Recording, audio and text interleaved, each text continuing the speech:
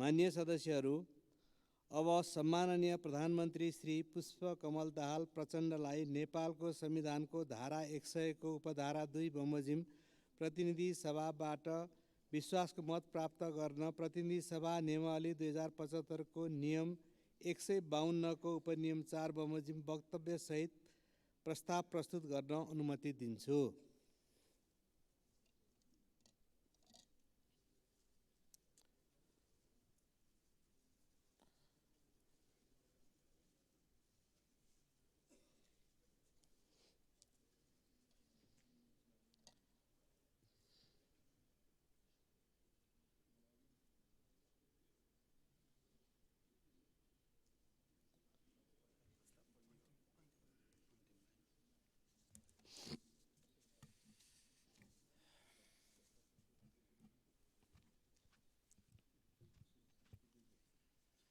सम्मान्य सभामुख महोदय, सर्वप्रथम म लोकतान्त्रिक नेपालका महान शहीद, बेपत्ता र घाइते योद्धाहरूको त्याग, तपस्या र बलिदानप्रति हार्दिक श्रद्धासुमन व्यक्त गर्दै उहाँहरूका सपना र सङ्कल्प पूरा गर्न निरन्तर क्रियाशील रहने अठोट व्यक्त गर्दछु। 11 पौष 79 मा गठन भएको सरकारलाई पुस 26 गते यो सम्मानित संसदबाट अभूतपूर्व विश्वासको मत प्राप्त भएको थियो। त्यस यता सरकार अर्थतन्त्रको पुनरुत्थान, सुशासनको प्रत्याभूति, विकास निर्माणमा तीव्रता, सेवा प्रवाहमा सरलीकरण, सामाजिक न्यायको प्रवर्धन र राष्ट्रिय हितको अभिवृद्धिका लागि इमानदारीपूर्वक क्रियाशील रहेको यस सम्मानित संसदलाई जानकारी नै छ। यही अवधिमा नेपालको संविधानमा व्यवस्था भए बमोजिम नयाँ राष्ट्रपति र उपराष्ट्रपतिको निर्वाचन अत्यन्तै सौहार्दताका साथ सम्पन्न भएको छ। म उहाँहरू दुवैलाई गरिमामय पदमा नियुक्तिका लागि हार्दिक बधाई सहित सफल कार्यकालको शुभकामना व्यक्त गर्दछु। सभामुख महोदय, फेरि विश्वासको मतका लागि यति छिटै संसदसँग अनुरोध गर्ने अवस्था आउला भन्ने मैले सोचेकै थिइनँ। राजनीतिक स्थिरताको प्रतिबद्धता सहित सरकार गठन गरेका थियौँ। मैले मात्रै होइन, सहयात्री सबै दलका नेताहरूले पनि संसदमा स्थायित्वको वाचा गर्नुभएको थियो। प्रधानमन्त्री र मन्त्रीहरू बीच न ठुला कुनै नीतिगत मतभेद देखिएका थिए, न कार्यशैलीगत मतभेद नै। क्याबिनेट बैठकहरू सधैँ अत्यन्त सौहार्द रहे। व्यक्तिगत सम्बन्धहरू पनि सुमधुर थिए र अहिले पनि छन्। चौतर्फी निराशा र हताशालाई चिर्दै सरकारले एकदमै छिटो जनतामा एक स्तरको आशा जगाएको पनि थियो।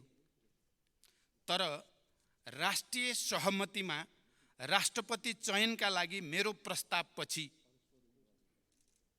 अचानक राप्रपा र नेकपा एमालेका मन्त्रीहरूले राजीनामा दिनुभयो र सरकारलाई दिएको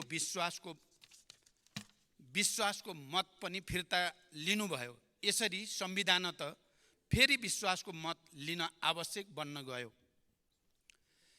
सरकार गठनको 2 महिना नपुग्दै विश्वासको मत फिर्ता लिने निर्णयको प्रतिरक्षा निर्णय गर्ने दल र निर्णय गर्ने माननीयहरूले नै गर्नुहोला।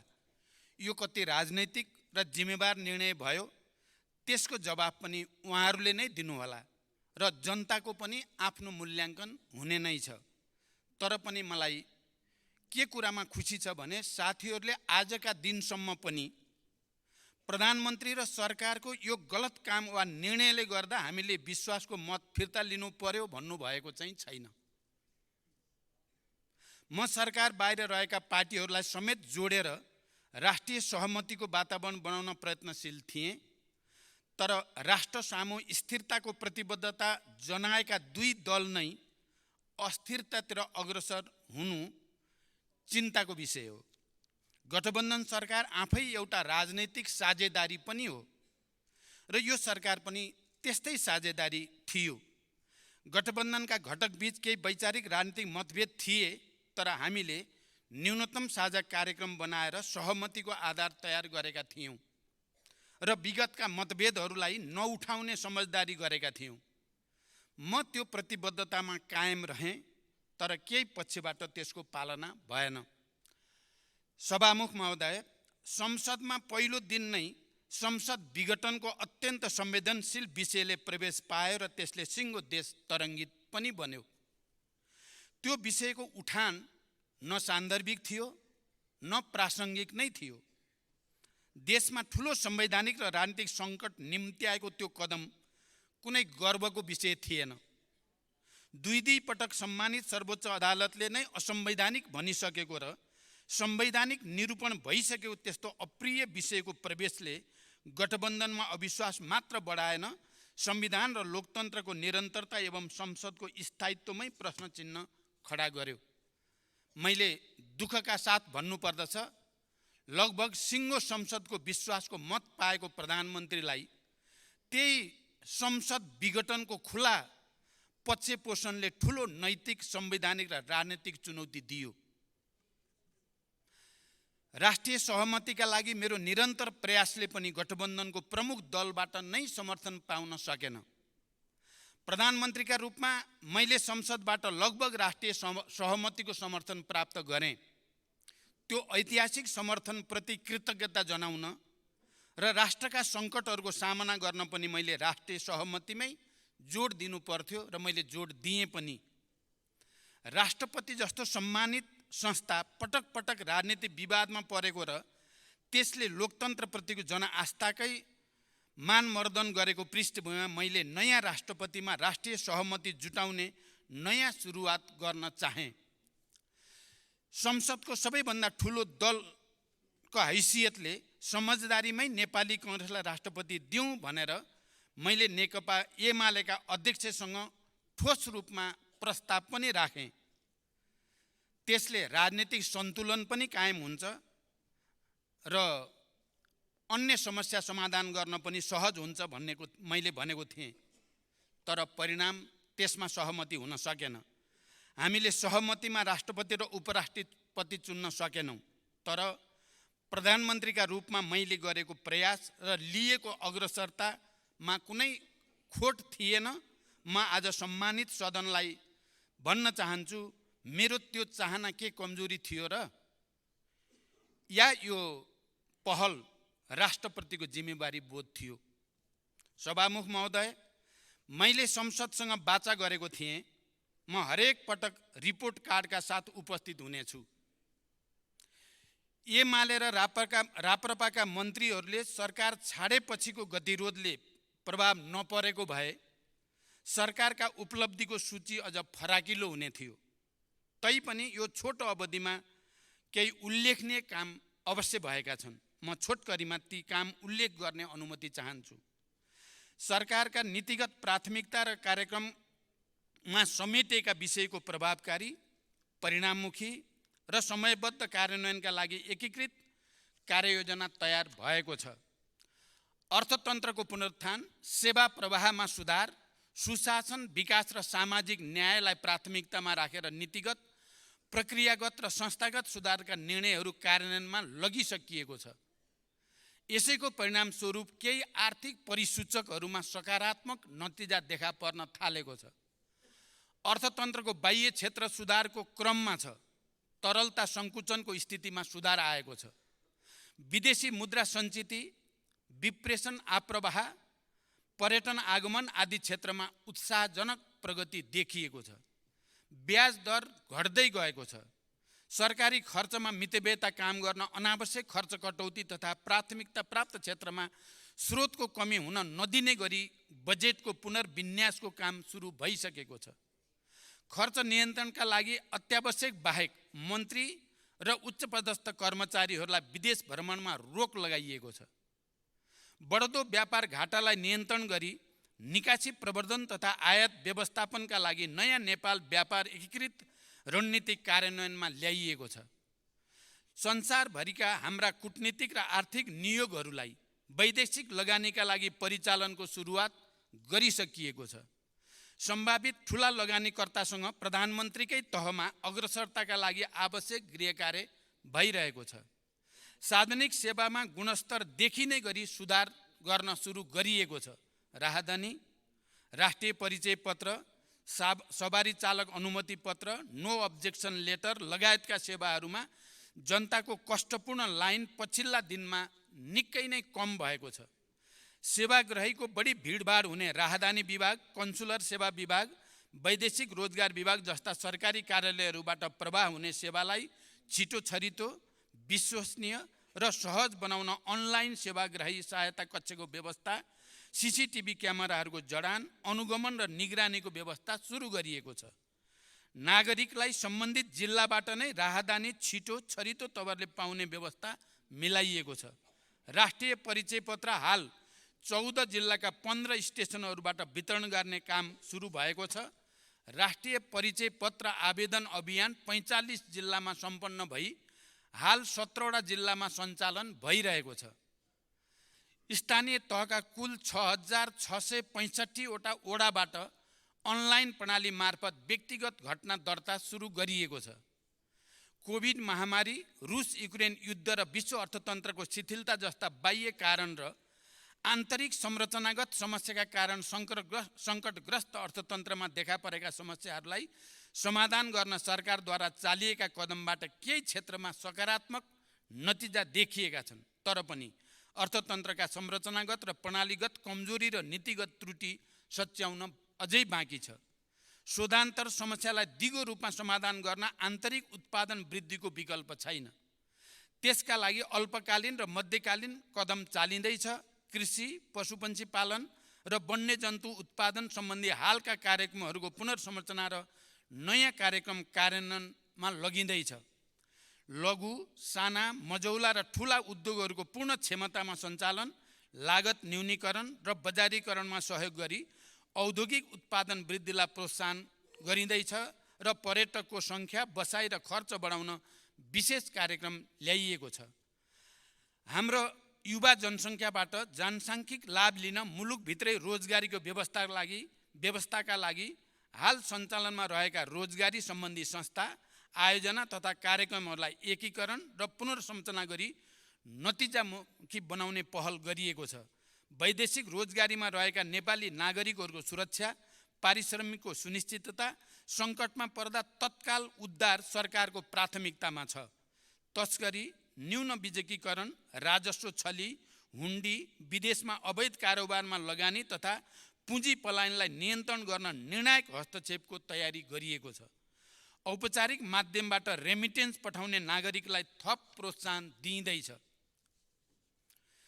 गत आर्थिक वर्षमा झन्डै 3 खरब बराबरको शोधान्तर घाटा र पुँजीगत खर्चमा न्यूनताले वित्तीय प्रणालीमा तरलता अभाव, उच्च ब्याजदर र कर्जा अभाव जस्ता समस्या जन्माए। अब शोधान्तर सकारात्मक भएसँगै तरलता र ब्याजदरमा पनि क्रमिक सुधार देखिएको छ। सहकारी संस्थाहरूका विकृति र विसङ्गतिको दीर्घकालीन समाधानका लागि तत्काल उच्चस्तरीय अध्ययन समिति गठन गरिँदैछ। समग्र लघुवित्त क्षेत्रमा नियममा सुधारका लागि नेपाल राष्ट्र ब्याङ्कले चाल्ने आवश्यक कदममा सरकारले सहयोग गर्दैछ। लक्ष्यभन्दा माथि पुगेको मुद्रास्फीति दर घटाउन सरकारले यसबीचमा चालेका कदमहरूका कारण आगामी दिनमा मूल्य वृद्धिको ठुलो चाप भोग्न नपर्ने विश्वास म यो सम्मानित संसदलाई दिलाउन चाहन्छु।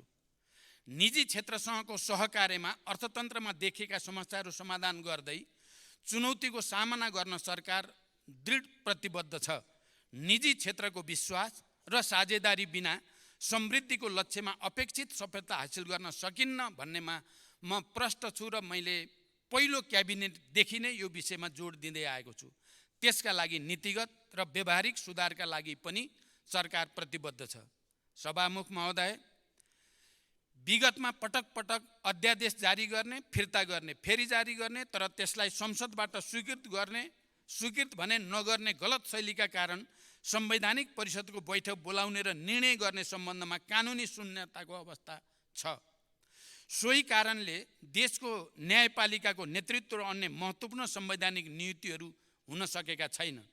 यो शून्यता पूर्ण सरकारले संवैधानिक परिषद, काम कर्तव्य अधिकार र कार्यविधि सम्बन्धी पहिलो संशोधन ऐन 2079 सम्बन्धी विधेयक सङ्घीय संसदमा पेश गरिसकेको छ। साथै सम्पत्ति शुद्धिकरण निवारण तथा व्यावसायिक वातावरण प्रवर्धन सम्बन्धी ऐनमा समसामयिक संशोधन गर्न बनेको विधेयक पनि पेश भइसकेको छ।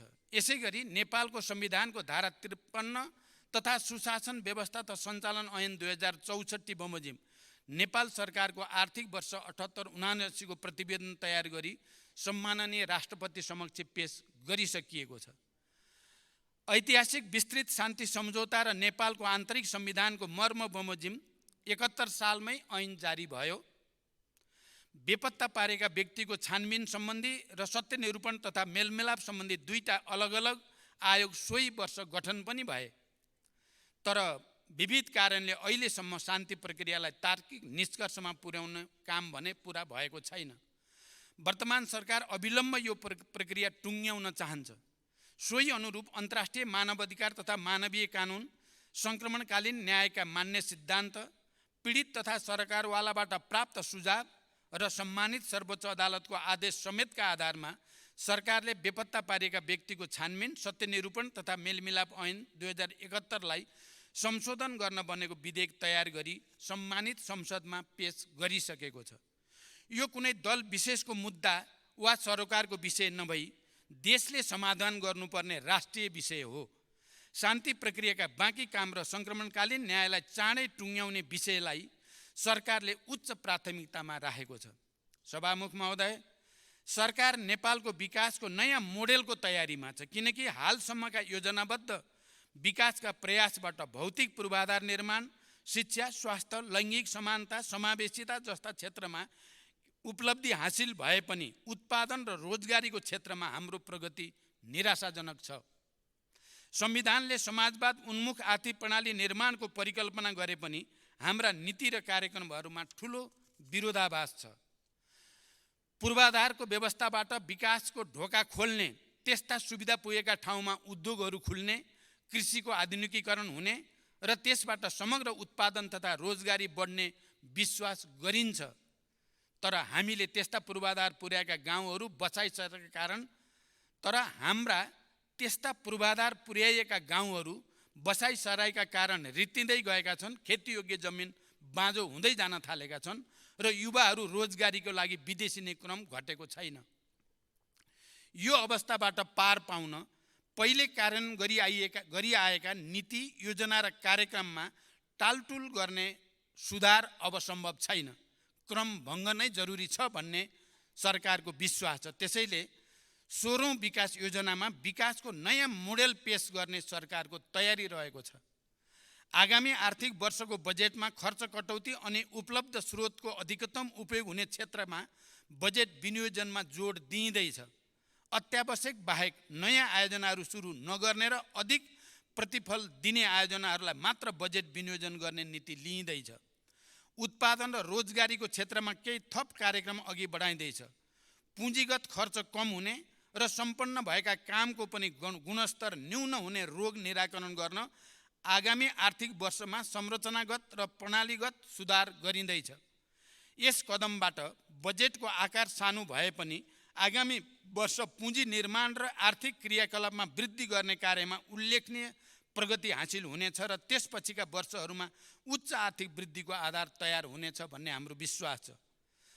सभामुख महोदय, सबै सरकारी सेवाहरूको लागत र समय पनि घटाएर अनलाइन प्रणालीबाटै सबै सेवा चुस्त र सहज रूपमा उपलब्ध गराउन आवश्यक काम भइरहेका छन्। हेलो सरकारलाई थप प्रभावकारी बनाइएको छ र त्यसलाई आगामी दिनमा स्थानीय तहसम्म विस्तार गरिनेछ। नागरिकता सम्बन्धी ऐन, सङ्घीय निजामती ऐन, सङ्घीय शिक्षा ऐनको विधेयकलाई यथाशीघ्र अन्तिम रूप दिई संसद समक्ष पेश गर्न सरकारले यस सम्बन्धी प्राविधिक कामहरू सदनताका साथ अगाडि बढाइरहेको छ। निजामती लगायत सबै राष्ट्र सेवकहरूको मनोबल उच्च राख्न सरकारले आफ्नो क्षमताले भ्याएसम्म सेवा सुविधा बढाउँदै लैजाने नीति लिएको छ। यस क्रममा उच्चस्तरीय तलब सुधार आयोगले पेश गरेको अध्ययन प्रतिवेदनले औँल्याएका विषयहरूलाई कार्यान्वयनमा ल्याउन प्रधानमन्त्री तथा मन्त्री परिषदको कार्यालयका सचिवको संयोजकत्वमा 7 सदस्यीय कार्यान्वयन सहजीकरण समिति गठन भएको छ। अत्यावश्यक सेवा प्रदान गर्ने कार्यालयहरूमा कतिपय सार्वजनिक बिदाका दिनहरूमा समेत कार्यालय खोल्ने गरी विक्रम सम्वत 2080 सालमा दिइने सार्वजनिक विधा तथा कार्यालय समय निर्धारण गरिएको छ। निजामती प्रशासन, सुरक्षा निकाय लगायत सार्वजनिक प्रशासनलाई कम खर्चिलो, चुस्त, जवाबदेही र सक्षम बनाउन एवं तीन तहका सरकारहरू बीचको सम्बन्धलाई संविधानको मर्म र भावना अनुरूप ठिक ढङ्गबाट अघि बढाएर संघीयता कार्यान्वयनमा सहजीकरण गर्ने सम्बन्धमा सुझाव पेश गर्न सरकारले उच्चस्तरीय प्रशासन पुनर्संरचना आयोग गठन गर्दैछ। त्यसलाई मर्यादित एवं व्यवस्थित बनाउन अन्य देशका अभ्यास समेतको अध्ययन गरी सुझाव सहितको प्रतिवेदन पेश गर्न गृह मन्त्रालयका सचिवको संयोजकत्वमा एक उच्चस्तरीय समिति गठन गरिएको छ। प्रशासनिक समन्वयका लागि नेपाल सरकारका मुख्य सचिवको संयोजकत्वमा प्रशासनिक समन्वय परिषदको गठन भएको छ। संघीयता कार्यान्वयनमा देखा परेका समस्या समाधान गर्न संविधान र कानुन बमोजिम गठित अन्तर प्रदेश परिषद लगायतका संयन्त्रलाई क्रियाशील बनाउने र गर्न बाँकी कामहरूको सूची बनाई क्रमशः कार्यान्वयन गर्दै जाने दिशामा सरकार अघि बढिरहेको छ। संविधानको अनुसूचीमा रहेका तीनवटै तहका सरकारको कार्यसूचीलाई परिभाषित गर्ने क्रममा विगतमा तयार गरिएका कार्य विस्तृतीकरण प्रतिवेदनलाई पुनरावलोकन र आवश्यक परिमार्जन गरी तीन तहको सरकारका बीचमा रहेको काम तथा जिम्मेवारीको दोहोरोपन र अन्य दुविधाजनक विषयलाई थप स्पष्ट गरिँदैछ। सभामुख महोदय, नेपाल सरकार, प्रदेश सरकार र स्थानीय तहबीच प्राकृतिक स्रोतको रोयल्टी बाँडफाँड स्वीकृत गरिएको छ। विकास आयोजना तथा सार्वजनिक निर्माणमा अत्यावश्यक प्राकृतिक स्रोत साधन, ढुङ्गा, गिटी, बालुवा आदिको आपूर्तिमा देखेका समस्या समाधान गर्न अनावश्यक दोहन नियन्त्रण गरी दिगो र वातावरण मैत्री हुने गरी उत्खनन र बिक्री वितरण गर्न सहयोग पुर्याउने ढुङ्गा, गिटी, बालुवा उत्खनन, बिक्री तथा व्यवस्थापन सम्बन्धी दोस्रो संशोधन मापदण्ड 79 कार्यान्वयनमा ल्याइएको छ। विकास सम्बन्धी छुट्टै ऐनको विधेयक तयार भइरहेको छ। राष्ट्रिय गौरव लगायतका ठूला परियोजनाहरूको निर्माणलाई निर्धारित लागत, गुणस्तर र समयमै सम्पन्न गर्न बजेट र जनशक्ति अभाव नहुने गरी आवश्यक व्यवस्था मिलाइएको छ। त्यस्ता आयोजनाहरूको स्थलगत अनुगमनलाई तीव्रता दिँदै प्रधानमन्त्री तथा मन्त्री परिषदको कार्यालयबाट आवश्यक निर्देशन, समन्वय र सहजीकरण पनि भइरहेको छ। ठेक्का लिएर काम पुरा नगर्ने, बीचमै काम छोड्ने तथा काममा विलम्ब गर्ने निर्माण व्यवसायहरूलाई सचेत गराइएको छ र बारम्बार म्याद थप्दा पनि काम पुरा नगर्ने व्यवसायलाई कालो सूचीमा पनि राखिएको छ।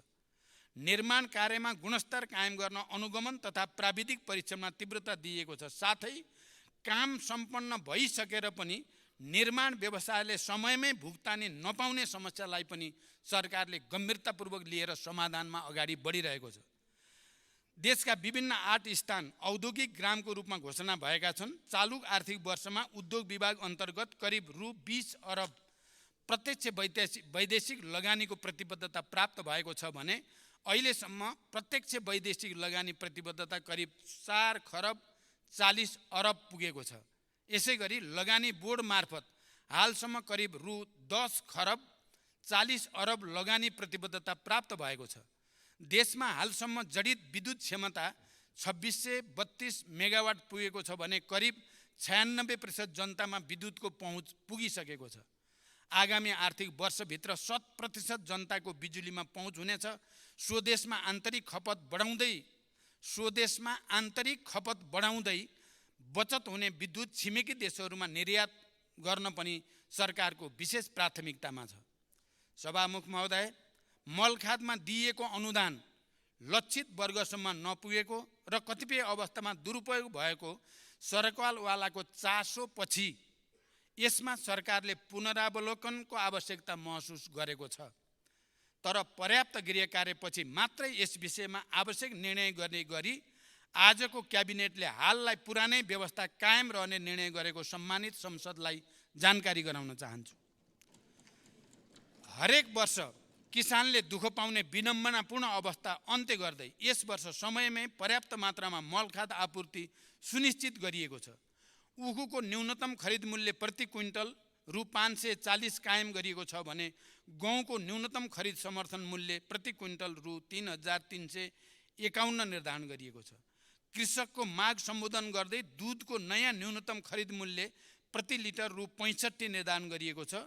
बर्ड फ्लू रोग नियन्त्रणका क्रममा नष्ट गरिएका वस्तुहरूको क्षतिपूर्ति स्वरूप कृषकहरूलाई राहत प्रदान गरिएको छ। भूमिको वैज्ञानिक व्यवस्थापन र सुकुम्बासीहरूको समस्या समाधानका लागि अहिले भइरहेका प्रयासहरूले छिटै परिणाम दिने विश्वास हामीले लिएका छौँ।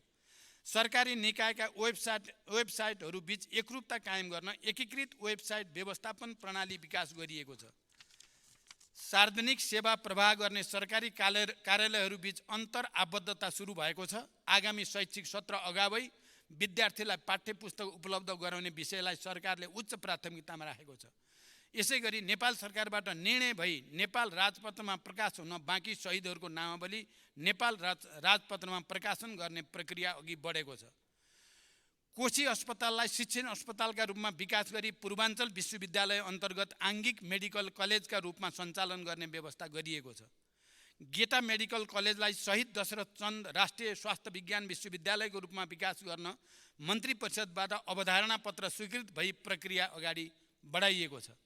सरकारी अस्पतालहरूको स्तरोन्नति गरी नेम्स अन्तर्गत नयाँ मेडिकल कलेजहरू खोल्न अत्यन्त तीव्रताका साथ गृह कार्य भइरहेको छ। यसबीच पोखरा अन्तर्राष्ट्रिय विमानस्थल सञ्चालनमा आएको छ भने विभिन्न विमानस्थलको स्तरोन्नति भइरहेको छ। राष्ट्रको आत्मबल र सम्मान बढाउने खेलाडीहरूलाई प्रोत्साहित र पुरस्कृत गरिएको छ। रङ्गशाला निर्माणलाई पनि गति दिइएको छ।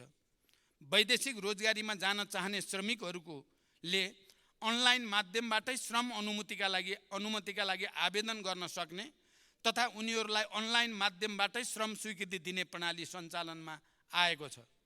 रोजगारदाता कम्पनी र श्रमिक बीच भएको कार्य सम्झौताको आधारमा पुरै कार्य अवधिको लागि कार्य अनुमति दिने व्यवस्था कार्यान्वयनमा ल्याइएको छ।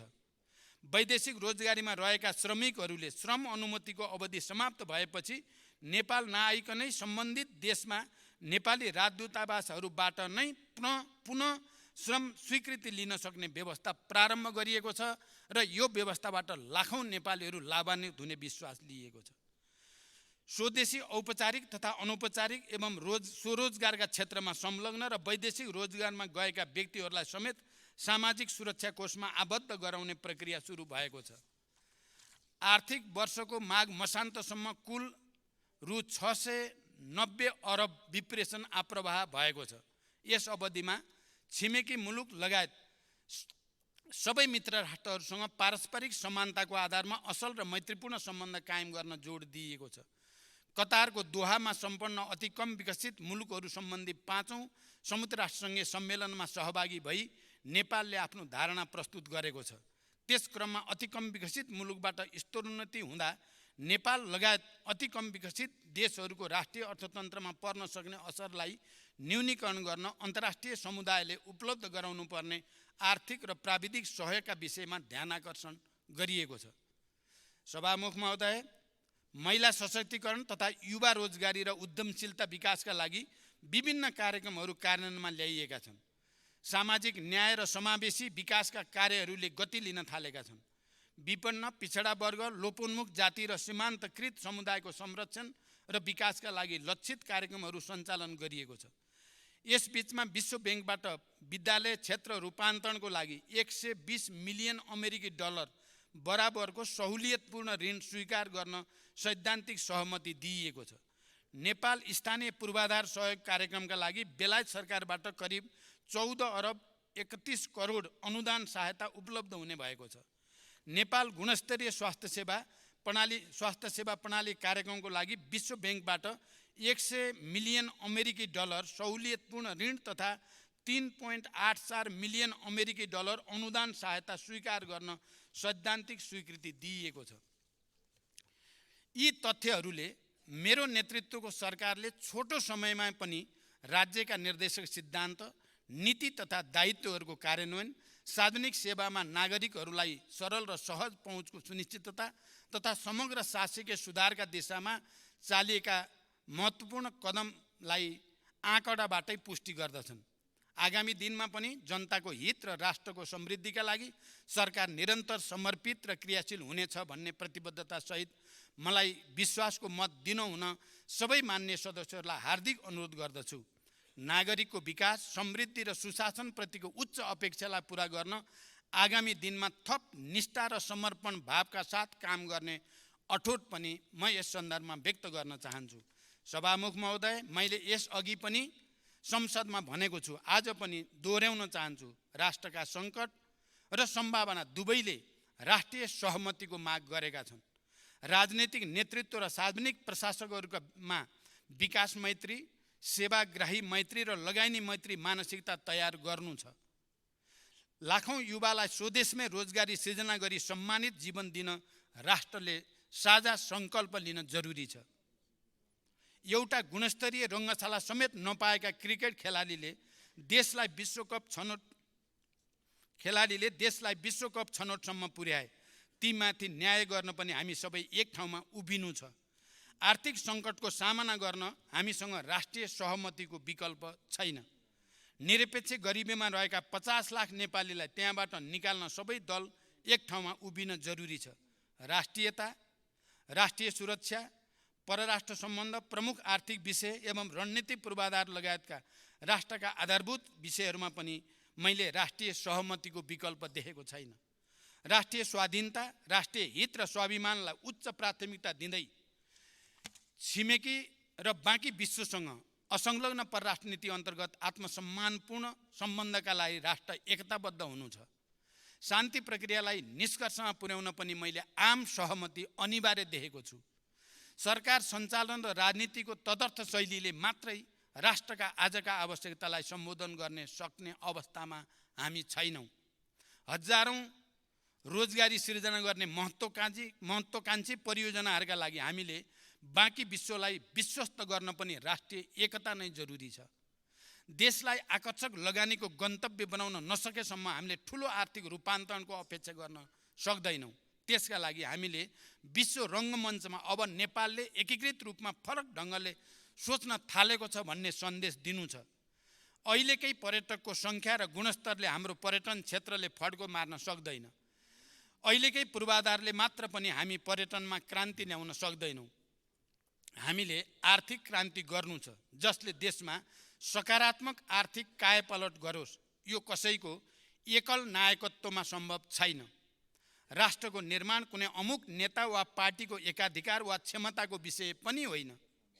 यो संसदमा हामी बीच असहमतिका जति विषय होलान् सोभन्दा धेरै सहमतिका विषय छन्।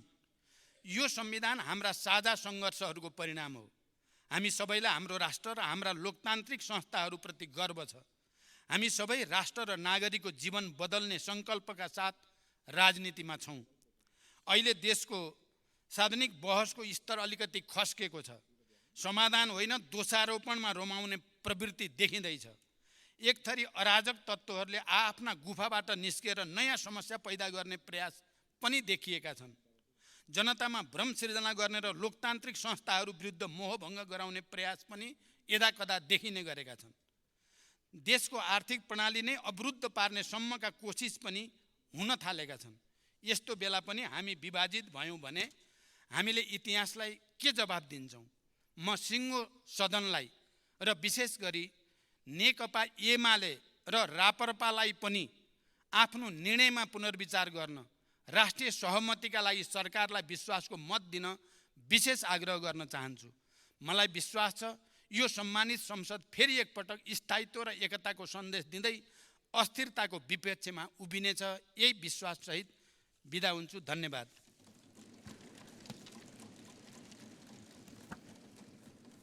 अन्त्यमा सम्माननीय सभामुख महोदयको अनुमतिले नेपालको संविधानको धारा 100 को उपधारा 2 बमोजिम प्रतिनिधि सभाबाट विश्वासको मत प्राप्त गर्न प्रतिनिधि सभा नियमावली 2075 को नियम 152 को उपनियम 4 बमोजिम प्रस्ताव प्रस्तुत गर्दछु।